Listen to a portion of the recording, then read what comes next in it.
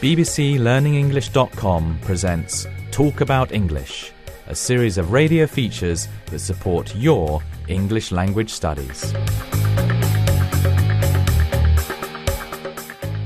It's time for Academic Listening, a series for students at English-speaking universities.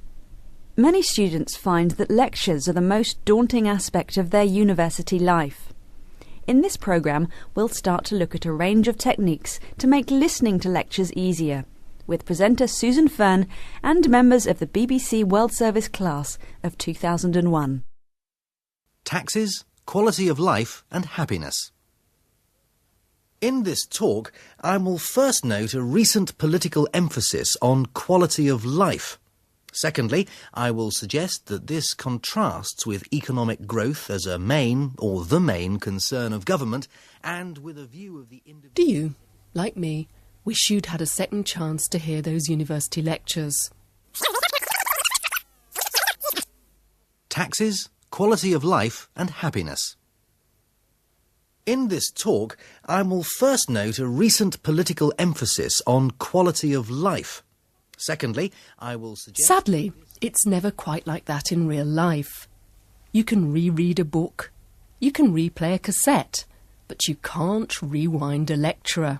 The main point of a lecture for students must be to acquire information on a topic in a quick and efficient way. Simon Williams teaches English in the Language Centre at University College London. Of course, they could get a photocopy from another student later and not bother to turn up, but it's one way of knowing how the subject is viewed, how it's considered by people in your department, whether it's thought to be rather old-fashioned perhaps, or crucial and very, very modern. So it's seeing where it fits into the whole subject syllabus. Lectures can be important social occasions. They're a chance to meet with the other students on your course. But they're also an important way of getting an overview of your subject or a particular element of your course. This is something you may not be able to achieve through self-study or by reading someone else's notes. University teachers also have specific aims and objectives when they lecture. Simon Williams again. The purpose of a lecture is probably to stimulate students in going to do work by themselves. The end result of a course must be to try and make a student autonomous so that they are happy in finding things out for themselves and not being given things that they'll accept uncritically. So learners need to know that that's the aim, the probable aim of their course of academic study, that they'll be able to be individual learners and independent learners. So a lecturer will aim to present perhaps just part of a topic and stimulate the student to want to find out more. And there may be a very good reason to do that if perhaps they've got to do a written assignment on that topic. So that's another reason for paying attention. But paying attention can only happen if you know what to pay attention to. One can't pay attention to everything all at the same time. Understanding the aim or purpose of a lecture helps you decide where to focus your attention. This is useful because you can't concentrate on everything at once. You may already be using large amounts of mental energy to cope with other problems, as these students can confirm. Actually, I think that there are differences not only in the problem of the accent or in the way of talking, but in the way in which the class is given, the lecture is given as well. Because some lecturers read. Some lecturers talk not very loudly. And in that sense, it's more difficult, it's much easier to lose concentration if someone reads or if someone is not very demanding with the voice. Well, first of all, is a level of the language which is, I found it different from spoken English or maybe English that people may see on a TV program, in a way that is much more technical and you need to use specific words in specific contexts. And that's only the start of it. It can be difficult to hear what a lecturer is saying because you're sitting in a large, echoey hall. Speakers may have a strange accent. They may speak too quickly or too quietly. Some might use unfamiliar technical or academic vocabulary. Christine Reeves teaches at Bell Norwich, a language school in the east of England. I think one of the main problems is actually the really difficult skill of listening for the main points, understanding the main points and processing those main points and actually taking notes at the same time. This is definitely what the students have expressed most difficulty in to me as a teacher. Does that sound familiar? Well, if you have problems in lectures, what can you do? Skillful listening involves being able to select important information from the rest. Unfortunately, as Simon Williams points out, many speakers have techniques to help guide you through their lecture and to highlight key information. You can often recognise the different bits, different parts of a lecture by three things. First of all, the lecturer's intonation. The sound of their voice is going to fall. It's going to get quieter at the end of a topic, rather like my voice is fading and getting quieter now. And then they might use a marker word such as right, okay, good.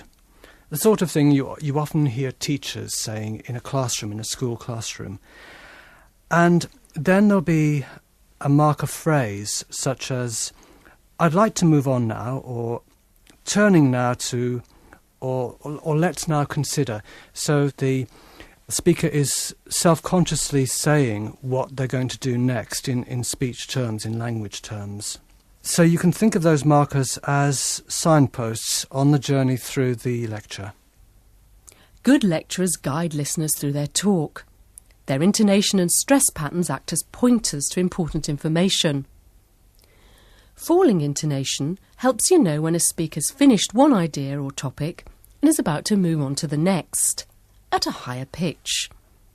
This is, if you like, the spoken equivalent of the full stops and paragraph breaks in a book.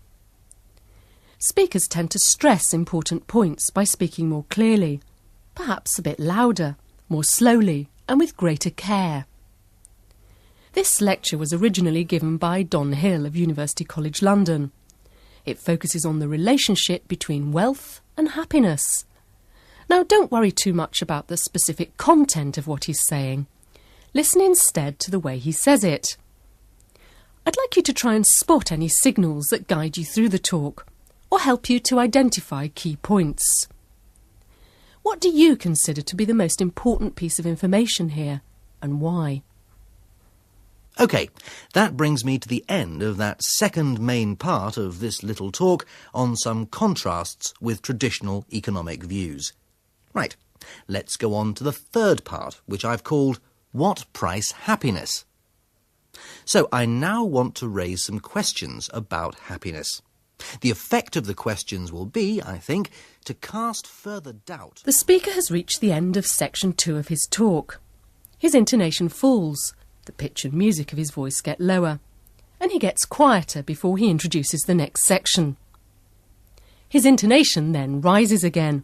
He gets louder and speaks carefully as he highlights what he considers to be an important point. And that's the title of the next section of his lecture. What Price Happiness? Listen again. OK, that brings me to the end of that second main part of this little talk on some contrasts with traditional economic views. Right, let's go on to the third part, which I've called What Price Happiness? So I now want to raise some questions about happiness. The speaker also uses a number of what Simon Williams calls marker phrases, such as, that brings me to the end of the second part of this little talk, and let's go on to the third part. These are like mini announcements or signposts within the lecture. You'll hear more examples of these markers as the lecture continues. The speaker has a number of questions, but what's the most important question he wants to ask? Listen out for clues in his intonation and stress. So I now want to raise some questions about happiness. The effect of the questions will be, I think, to cast further doubt on traditional views of the desirability of uncontrolled economic growth. The first question is this: can we really make a direct link between cash and happiness? We've seen that the traditional economist's view of rational economic man is that he tries... The speaker invites his listeners to focus on this important question. Can we make a direct link between cash and happiness? His intonation, the higher note, the slower speed and careful stress, all indicate that we should pay attention to these words. 2 marker phrases, so, I now want to raise some questions, and the first question is this, also point us in this direction. And that brings us to the end of today's programme, and these are the 3 key points. Understanding the purpose of a lecture can help students know where to focus attention. Preparation can help students understand the language and content of a lecture. And we've demonstrated ways in which speakers can guide listeners to important information, using intonation, stress and marker phrases. Join Susan Fern again next time for more academic listening. That was Talk About English from bbclearningenglish.com.